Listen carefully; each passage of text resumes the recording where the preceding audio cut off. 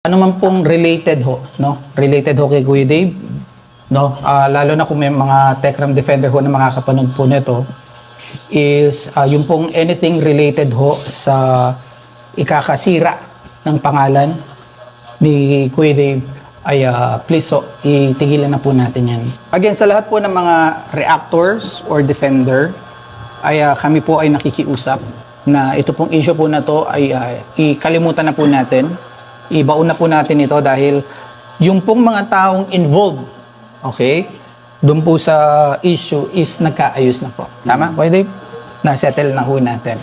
At napag-usapan din po namin sa barangay na kung may mga reactors or sino man pong parang i-brought up pa para manirang puri, okay, para manirang puri ay pwedeng filean ho ng case. Okay? Cyber libel. Ayun po, stop po muna natin. So just heads up lamang po, ang pag-usapan naman po natin dito is ito po yung pakiusap nga po nila Techram, TechJune, maging ni Dave.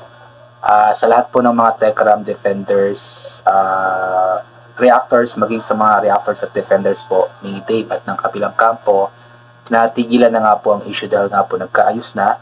At kung meron pa man daw pong gagawa ng anything na reaction or something like magpo-post ng content na makakasira nga po sa katauhan o sa pangalan ni Dave is ano nga po, pwede nga daw po nila itong filean ng cyber libel na case. So itong pakiusap na ito po is para po ito sa lahat, kaya gusto ko pong gawan ito ng reaction video para at least maipaliwanag din po natin at maiparating nga po sa lahat na okay na nga po, especially po sa mga defenders and reactors kasi ako mismo, hindi ako gumagawa ng mga something like ish or nakikipag-away dahil lamang po sa issue na ito. Kumbaga, yung nasisira na yung pangalan ng isa, ni Dave, or ng kabila. Ayoko po ng ganun kasi magulo. Ayoko po ng gulo. That's the reason why nag-focus po ako sa paggawa ng reaction video to promote kay Luis. But then, dahil nga po ito na po yung closure, ito na po yung last part, ito na po yung kahuli-hulihan, ito na po yung katuldukan or tuldok sa lahat ng issue na ito. So, kaya gumawa po ako ng reaction video about nga po dito. But then, of course, doon lamang po ako sa kung ano yung tama, kung ano yung, kung baka ipaliwanag lamang kung ano yung mga sinasabi nila at hindi yung aabot pa sa punto na may masisira na pangalan, may masasaktan, ganito ganyan. Kasi nga po, tapos na po ito. Huling part na daw po ito ng issue na ito at hindi dapat pag-uusapan pa.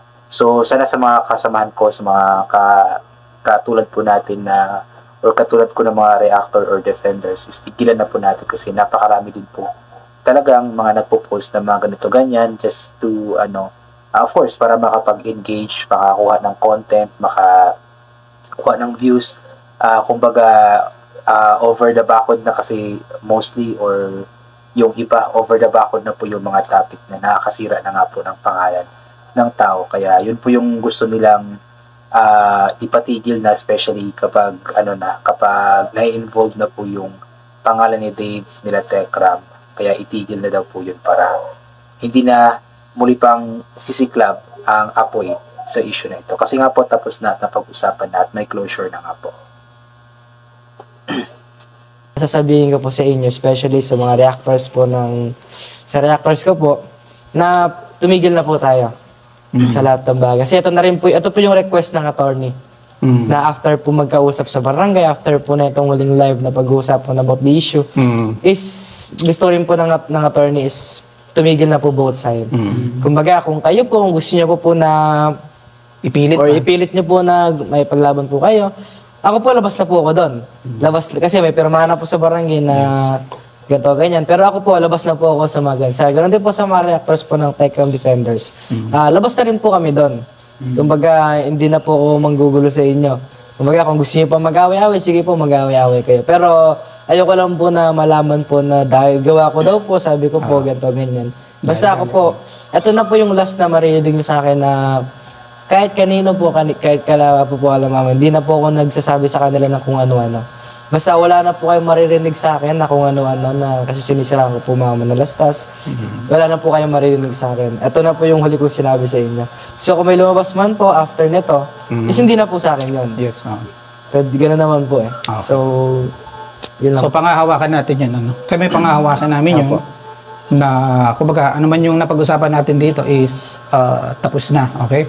And of course, no, dahil pinangunahan na ni Kuya Dave, ano man pong related ho, no? Related ho kay Kuya Dave, no? Lalo na kung may mga Techram Defender ho na makakapanood po nito, is yung pong anything related ho sa ikakasira ng pangalan ni Kuya Dave ay please ho, itigilan na po natin yan. Actually, nung palang pong nag-live ho kaming una, ayun po, sana po isundin po natin yung pakiusap nila kasi nga po, tapos na nga po ito, wala na po dapat ang issue.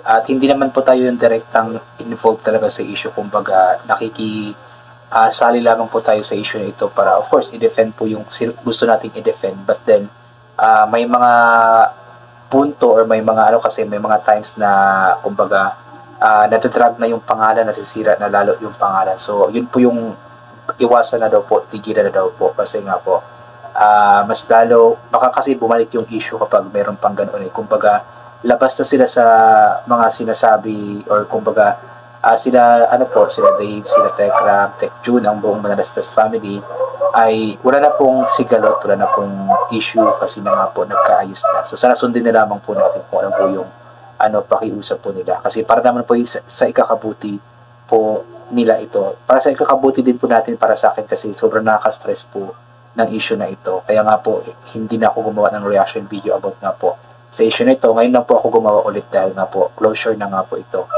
Ako kasi mismo ayoko pong sobrang nakaka-stress na content, gusto ko yung good vibes lamang po, kaya yun. To publicly announce na ongoing ho yung pag-aayos, nagsabi na po tayo niyan na pakiusap po, kumalma na po yung mga batuhan ng mga especially na may kinalaman ho kay Kuya Dave, no? Sa Manalastas family. Ito na po sabihin ko pala, ito na kaya hindi ko pigil tito eh. Pero ito nga tita, like yung sabi po ni Lola, ito singit ko na rin po talaga, na ayun po, I hope na 100% natitigil sila, pero di ko po parang di ko po in-expect na titigil po yung inyo muna. Kasi nandun pa po yung init eh. Pero parang inaasahan ko po sila na sila po yung titigil para sa akin. Kumbaga kahit naman po hindi po sa kanila eh. Kahit di po para sa akin. Basta tumahimik na lang po kasi once na yung dalawang panig naglaban, if meron pa pong isa na titigil, wala naman na buhay. Pero yun, pinapangako po na 100% na titigil na po sila. Again, sa lahat po ng mga reactors or defender, ay kami po ay nakikiusap na ito pong issue po na to ay ikalimutan na po natin.